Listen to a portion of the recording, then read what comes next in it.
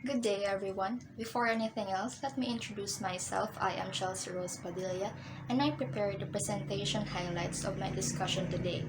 I will be presenting four topics under Lesson 6, which includes Topic 1, the practice of performance management, Topic 2, the process of performance management, Topic 3, purposes of performance management, and Topic 4, performance measures criteria. And for lesson 7, I'll be discussing one topic, which is the relationship among development, training, and careers. So without further ado, let's start with the topic 1. So all the four topics I'll be discussing under lesson 6 will be all about performance management. But before we go on to those topics, let us first, of course, define what is performance management. Basically, performance management is a process through which managers ensure that employees' activities and outputs are congruent with the organization's goals. The system of performance management includes three parts. These are first, defining performance, 2. Measuring performance, and 3. Feeding back performance information. For the first part, performance management system specifies which aspects of performance are relevant to the organization through job analysis. The second, those aspects are being measured through performance appraisal. And third, it provides feedback to employees through performance feedback sessions so they can adjust their performance to the organization's goals. Alright, so moving on, let's now discuss the first topic under Lesson 6, which is the practice of performance management. So, the recent surveys of human resource professionals says that most companies' performance management practices require annual, paper-driven reviews that include both behaviors and business goals. What do these surveys basically say? It says that while many companies use performance management to manage employee performance and make pay decisions, only less than 25% of companies actually use performance management to help manage talent through identifying training needs and developing leadership talent. And 66% of companies use the same performance management system across all levels of the organization. Right, so moving on, let's now discuss the topic 2 under lesson 6, which is all about the process of performance management and why an effective performance management is a process, not an event. Here is a diagram describing the model of effective performance management process. It includes 6 steps. Step 1 is to define performance outcomes per company, division, and department. Step 2 is to develop employee goals, behavior, and actions to achieve outcomes. Step 3 provides support in ongoing performance discussions. Step 4 is to evaluate performance. And step 5 is to identify improvements needed. And step 6 is to provide consequences for performance results. Let's discuss each of those steps one by one. So the first two steps in the process include identifying the company's goals and of course its objectives. The process identifies key performance dimensions that influence the goals and objectives, then develop measures for those. The step 1 starts with understanding and identifying important performance outcomes or results. The step 2, this step involves understanding the process of how to actually achieve the goals established in the first step. It includes identifying measurable goals, behaviors, and activities that will help the employee achieve the performance results. And step 3 involves providing employees with training, necessary resources and tools, and frequent feedback communication between the employee and manager. On to step 4, this step involves performance evaluation, which is when the manager and employee discuss and compare the targeted performance goals and supporting behaviors with the actual results. And then for the step 5 and 6, the final step of the entire cycle includes the employee and manager identify what the employee can do to capitalize on strengths and address, of course, their weaknesses. And step 6 is to provide consequences for achieving or failing to achieve performance outcomes. In this process of performance management, the very bottom line is that evaluating the effectiveness of the performance management system is necessary to determine needed changes in the company. Let's now go to topic 3 under lesson 6, which is all about the purposes of performance management. In this topic, there are 4 purposes. And for the first one, we'll be discussing the strategic purpose. Basically, strategies are implemented by defining the results, behaviors, and employee characteristics that are necessary to carry out those strategies. Performance management is very critical for companies to execute their talent management strategy, and it can also relate positively to companies' financial success. The second purpose is what we call administrative purpose.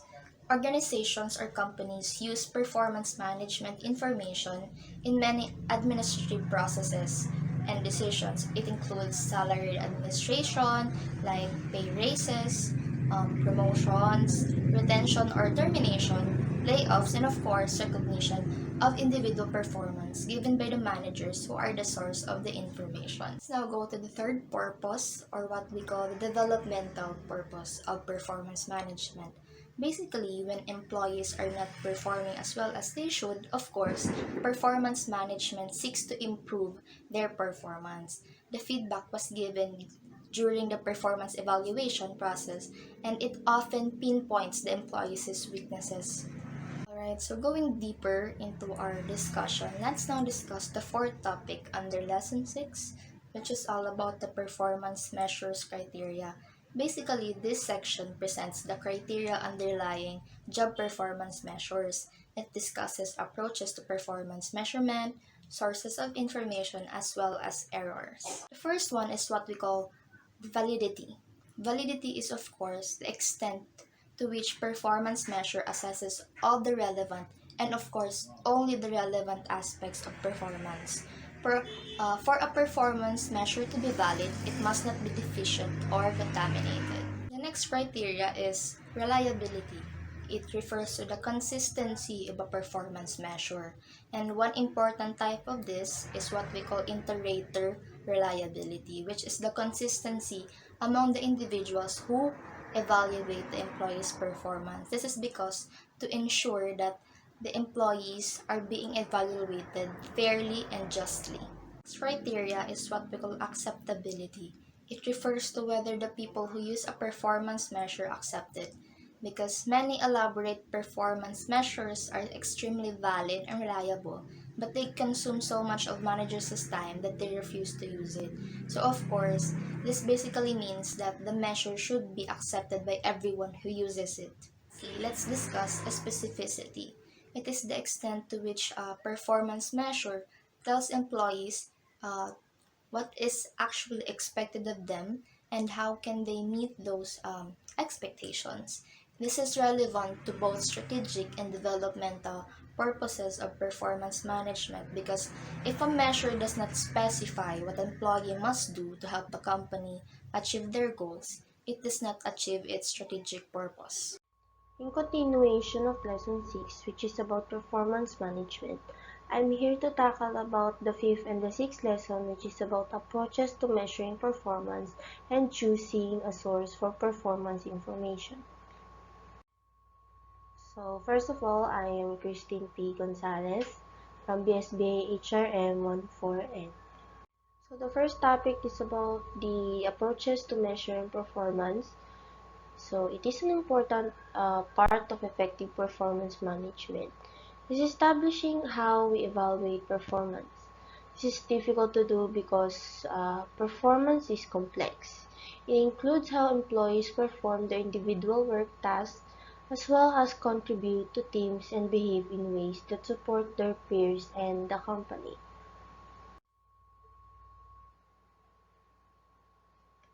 So, different ways to evaluate performance. So, these are the 5 approaches. It starts with comparative approach, attribute approach, behavioral approach, results approach, and quality approach. We also evaluate these approaches against the criteria of strategic congruence, validity, reliability, acceptability, and specificity. So the first approach is the comparative approach, which requires the rater to compare an individual's performance with that of others. This approach usually uses some overall assessment of an individual's performance. At least three techniques fall under the comparative approach, which is ranking, distribution, and paired comparison. First technique is ranking. So it has two types, which is simple ranking and alternation ranking. So simple ranking requires managers to rank employees within their departments from highest performer to poorest performer, best to worst. And alternation ranking, on the other hand, consists of a manager looking at a list of employees, deciding who the best employee is, and crossing that person's name off the list. The second technique is forced distribution, which is this is a method also uses a ranking format, but employees are ranked in groups. So groups. Then these techniques requires the managers to put certain percentages of employees into predetermined categories. And then the third technique is paired comparison. This method requires managers to compare every employee with every other employee in the work group, giving an employee a score of 1 every time he or she is considered the higher performer. In evaluating the comparative approach, it is an advantage that it is an effective tool in differentiating employee performance. It virtually eliminates problems of leniency, central tendency, and strictness.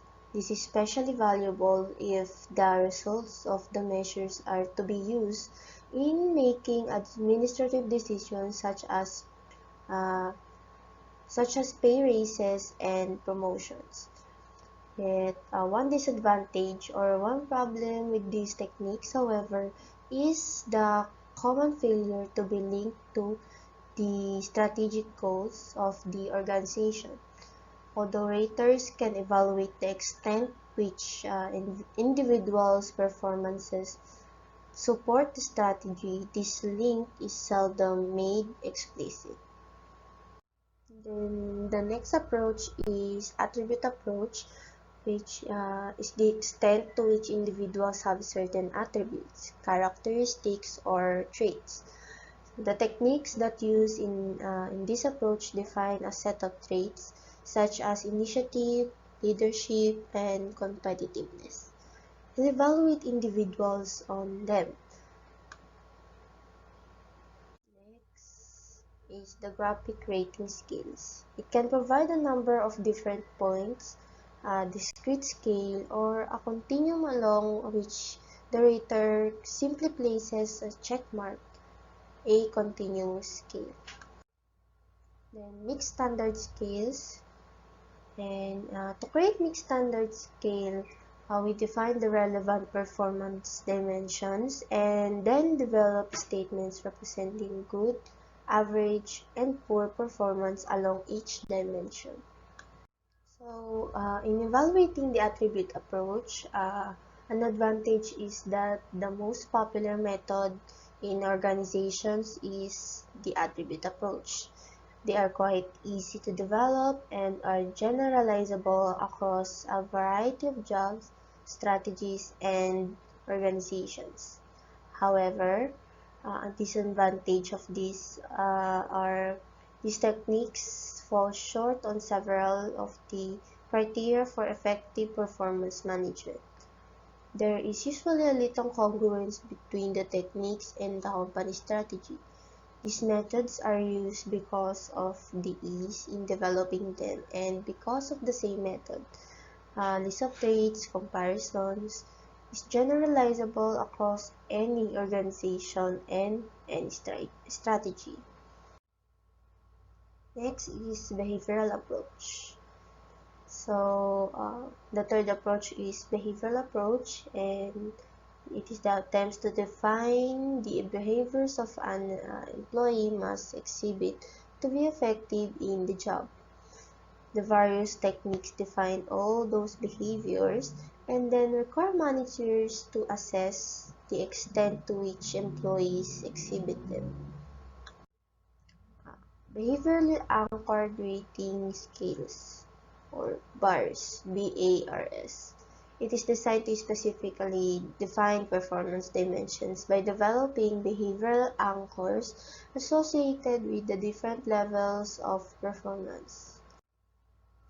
So behavioral observation scales, or BOS, it is a variation of BARS.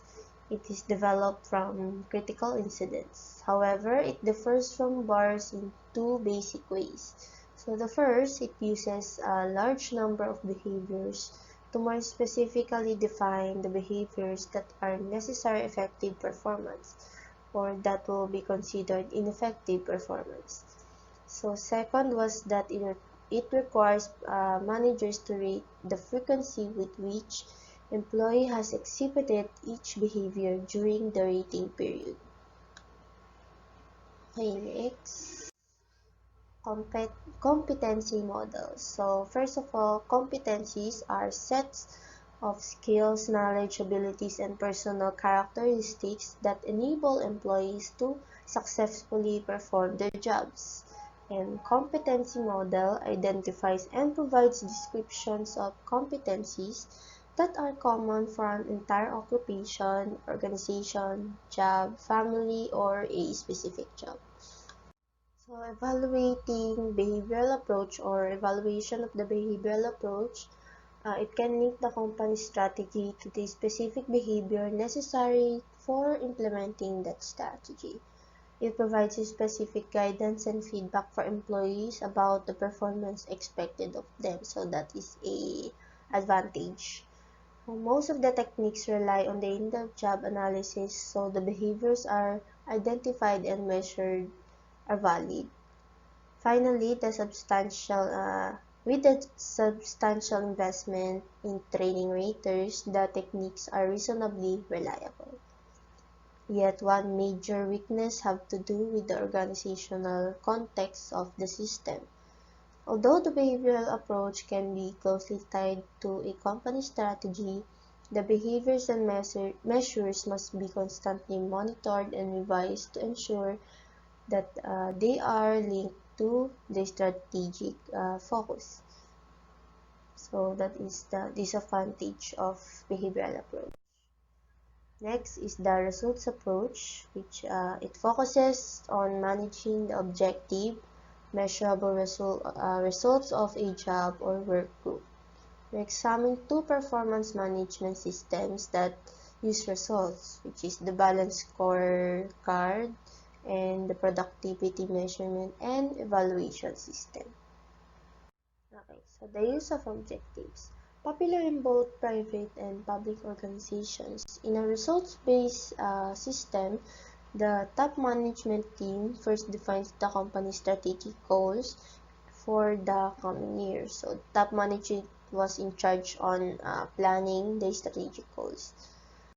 Then, results-based systems have three common components. They require setting effective goals, which is known as SMART goals.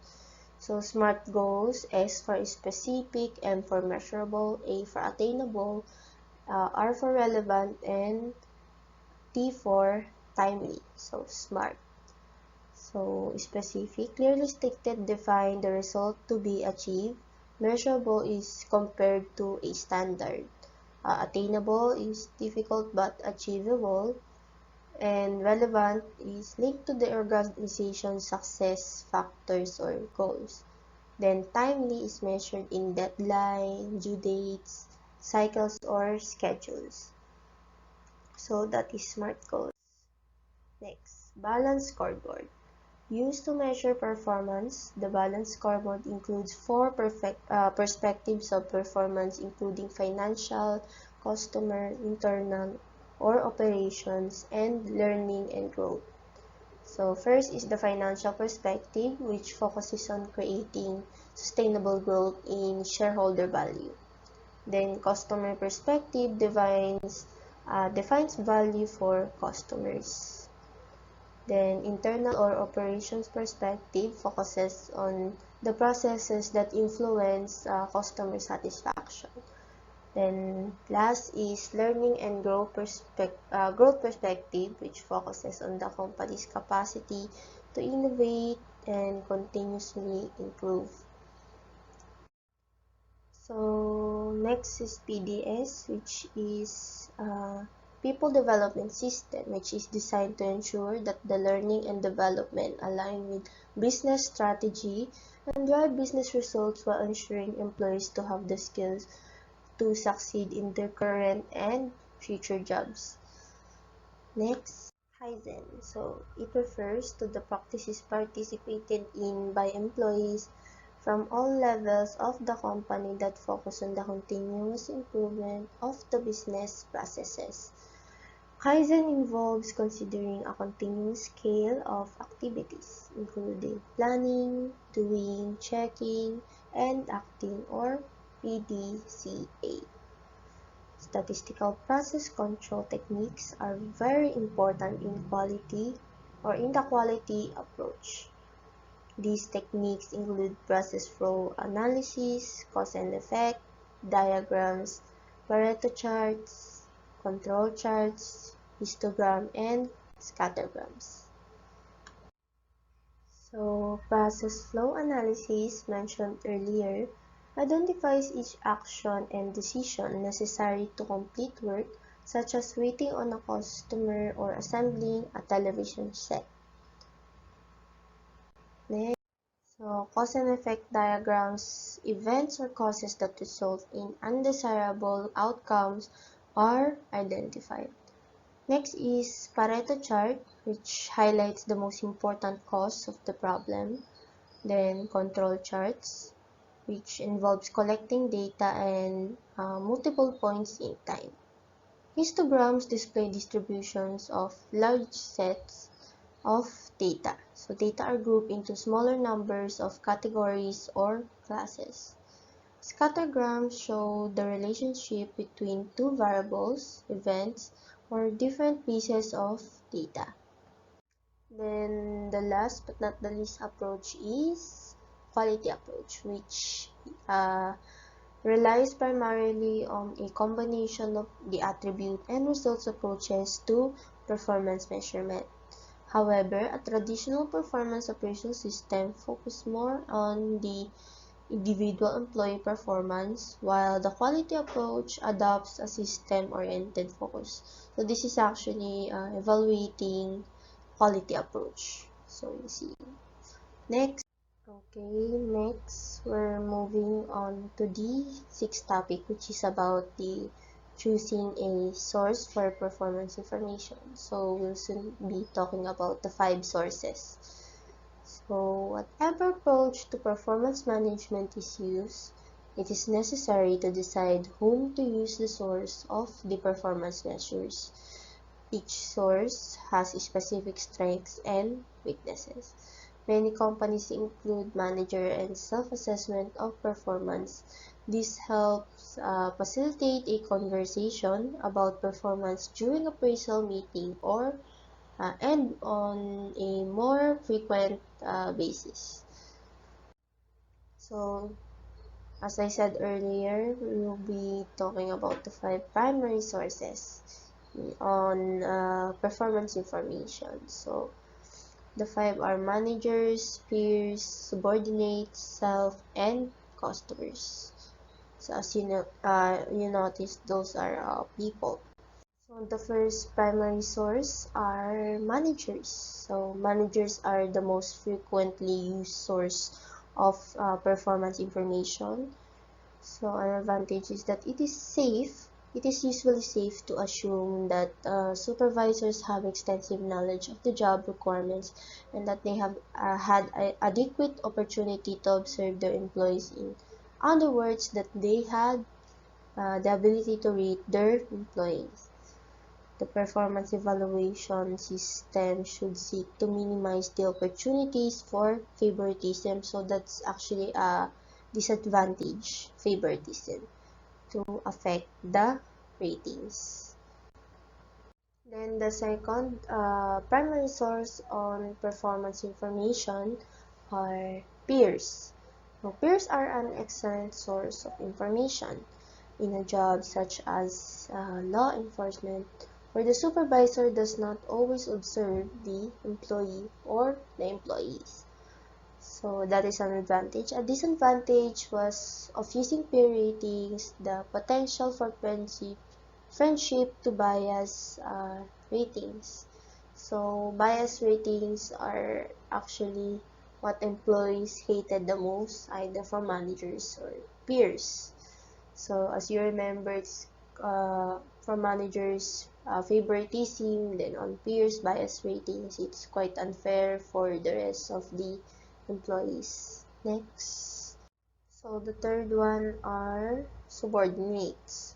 So first is the managers, then the subordinates are the ones in charge of evaluating the managers. So an especially valuable source of performance information when managers are evaluated, it often have the best opportunity to evaluate how well a manager treats employees. Upward feedback refers to appraisals that involve collecting subordinates' evaluations of managers' behaviors or skills. So, yeah, those are the purpose of subordinates. Next, it's self. Self are for individuals to have extensive opportunities to observe their own behaviors, which is why it's called self, your own behavior. And they usually have the access to information regarding the results on the job. Self-evaluations have lessened the fear and anxiety associated with the old appraisal process. One disadvantage or one problem with the self-ratings, however, is a tendency toward inflated assessments. And the last primary source of performance information are customers, which is often the only person present to observe the employee performance and thus is the best source of performance information. So customers are the best source of performance information. Using customer evaluations of employee performance is appropriate in two situations. So the first is when the employee's job requires direct service to the customer or linking the customer to other services within the company. And second, customer evaluations are appropriate when the company is interested in gathering information to determine what products and services the customer wants. So that's the last primary source of information, or the best source of information for the company when it comes to evaluating the employees within the company.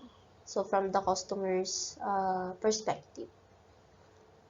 Then we have 360-degree appraisal, which this technique consists of having multiple raters such as boss, peers, subordinates, customers to provide input into a manager's evaluation. It is a performance appraisal process for managers that includes evaluations from a wide range of persons who interact with the manager. So this will be very useful technique for evaluating the managers. So, and that is the end of our fifth and sixth topic, which is about the approaches and the 5 primary source of performance information. So on the 5 approaches, to sum it all up, we have the 5 approaches, which is comparative, attribute, behavioral, results, and quality approach. And then when it comes to the 5 primary sources, we have the managers, peers, the subordinates, and the customers, the self also, just your own. And then we each explored their techniques and evaluated the advantages and disadvantages, so on and so forth. So that sums it all up. Thank you. Moving up to the next topic. So I'm here to tackle the last two topic of lesson 6 performance management, which is the topic 7 use of technology and performance management, and topic 8 performance feedback. But first let me tackle the topic 7, which is use of the technology and performance management. First of all, I'm Michael T. Sayam from BSBA HRM14N. So, how technology influenced the performance management system? 1. Many companies are moving to web-based online paperless. Web-based online paperless, also called the paper-free office, is a work environment which is use minimal physical paper and instead use primary digital documents. This system helps companies ensure that the performance goals across all levels of the organization are aligned, provide manager and employees with greater access to performance information, and tools for understanding and use of the performance management process. Number 2, social media tools similar to Facebook and Twitter are increasingly being used. Social Performance management. system similar to Facebook, LinkedIn, and Yammer that allows employees to quickly exchange information, talk to each other, provide coaching, and receive recognition. Number 3, companies start to use gamification in performance management. Gamification is a game-based strategies that are applied to performance management to make it a fun, effective, transparent, and inclusive process for employees and managers. Gamification focus on the activities that prompt sales. Gamification is a great way to promote the desired behaviors that lead to organizational goals. Number 4, companies are relying on electronic tracking system and monitoring system. This helps the company to ensure that employees are working when and how they should be, and to block access to visiting certain websites, such as those containing pornographic images, and also ensures that the employees are focusing only on their works. Some argue that electronic tracking systems are needlessly surveilling. Electronic systems should not be a substitute for good management. Critics argue that such systems result in less productivity and motivation, demoralize employees, and create unnecessary stress. This system can ensure that time is not abused. They improve scheduling and they help motivate workers and improve performance. Next is reducing rater errors, politics, and increasing reliability and validity of ratings. So humans often use heuristics or simplifying mechanism. This heuristic can lead to rater errors. So what is heuristics? Heuristics is any approach to problem solving or self-discovery that employs a practical method that is not guaranteed to be optimal, perfect, or rational, but is nevertheless sufficient for reaching an immediate short-term goal or approximation. Meaning, human often use practical method even it is not guaranteed or perfect. Table 8.12 shows the different types of error ratings. The first one is similar to me. So similar to me is a rating based on the physical appearance, belief, background, interest, and etc. For example, if an individual who are similar race to us receive a higher rating than those who are not. The next one is contrast. Contrast is rating influenced by comparison between individuals. For example, an employee received lower rate than he or she deserved because he or she is compared to outstanding peers. The third one is leniency. Rater gives high ratings to all employees regardless of the performance. The fourth one is strictness. Strictness is the opposite of leniency. The rater gives low ratings despite the performance of the employees. The next one is central tendency. The rater gives middle or average ratings to all employees despite of their performance. Next is halo. Rater gives employees high ratings on all aspects of performance because of their overall positive impression of the employee. The last one is horns. Horns is the opposite of halo. The rater gives employees ratings on all aspects of the performance because of an overall negative impression of the employee. So next is appraisal politics. Refer to evaluators purposely distorting a rating to achieve personal or company goals. Several factors promote appraisal politics and are inherent in appraisal system and company culture. So, appraisal politics are most likely to occur when raters are accountable to employee being rated, there are competing rating goals, and a direct link exists between performance appraisal and high desirable rewards. So there are three approaches in reducing rating errors. Number one, rating error training. Number two, rater accuracy training. And number three, calibration meeting. So rater error training attempts to make managers aware of rating errors and help them develop strategies of minimizing those errors. This approach has been shown to be effective for reducing errors, but there is evidence that reducing rating errors can also reduce accuracy. Next is rating accuracy training, also called frame of reference training, attempts to emphasize the multidimensional nature of performance and to get raters to understand and use the same idea of high, medium, and low performance when making evaluations. This approach helps the rater to rate more accurate and to understand the use of the same idea of high, medium, and low performance when making evaluation. Next is calibration meetings. Calibration meetings are meetings attended by managers in which employee performance ratings are discussed and evidence supporting the rating is provided. The purpose of the meeting is to reduce the influence of rating errors and politics on performance appraisals. These meetings are by the managers to discuss the ratings of the performance of the employees and to reduce rating errors and to discuss also the deficiencies of the employees. So the next is the topic 8, which is the performance feedback. So performance feedback. It is necessary to feed that performance information back to the employees so they can correct any deficiencies. The performance feedback process is complex and provokes anxiety for both the manager and the employee. Performance feedback is needed to give acknowledge to the performance of the employees and correct their poor performances.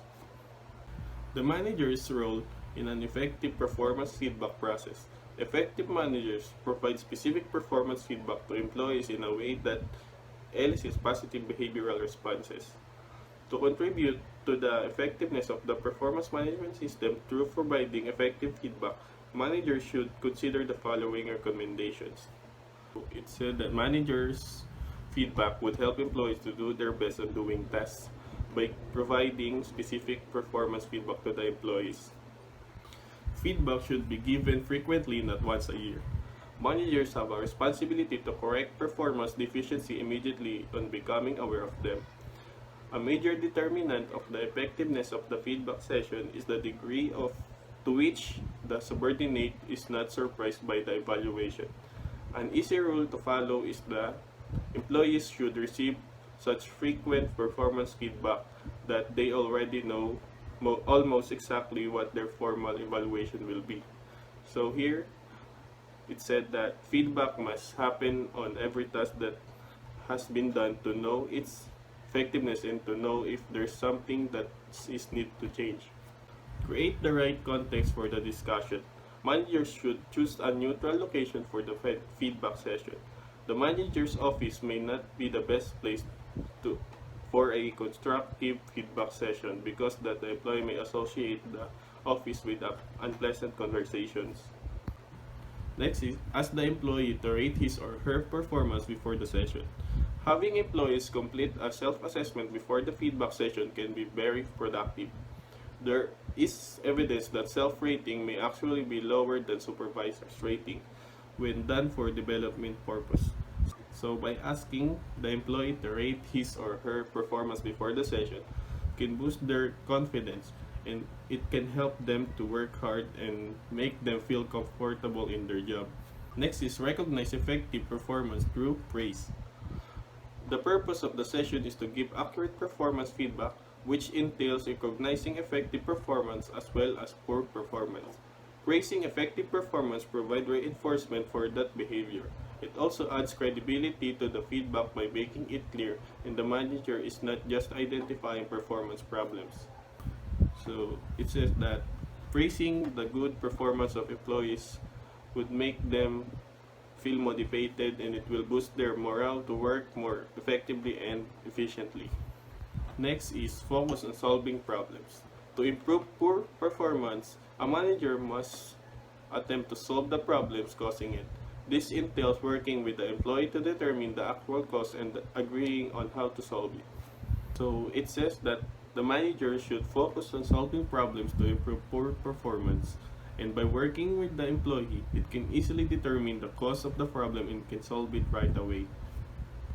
Next is encourage the employee to participate in the session. Tell and sell approach. Managers tell the employees how they have rated them and then justify these ratings.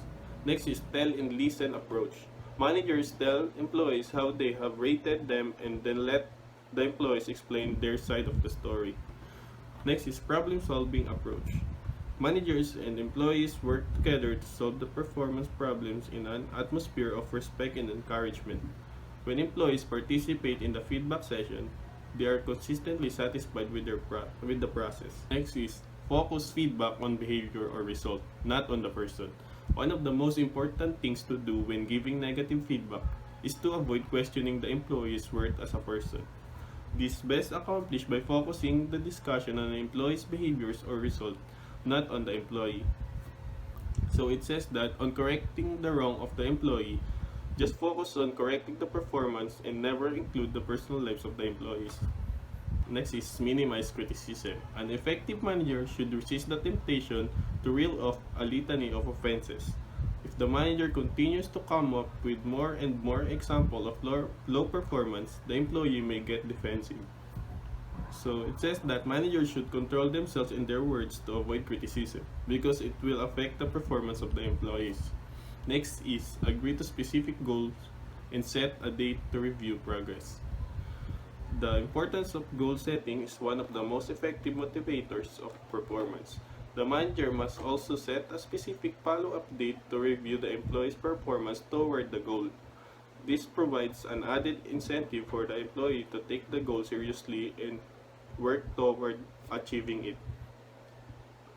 It says that agreeing to specific goals can motivate the performance, and adding incentive for the employee can make them take the goal seriously and work toward achieving it. Next is what managers can do to diagnose performance problems and manage employees' performance. Employees need performance feedback to improve their current job performance. Managers need to be able to diagnose the causes of the problems and take action to improve and maintain employees' performance. With this, they will be able to assess the employees' problems and will further determine how they can improve the performance. Next, diagnosing the cause of poor performance. It is important to diagnose the cause of poor performance to determine the deficiencies, and it helps to improve the performance.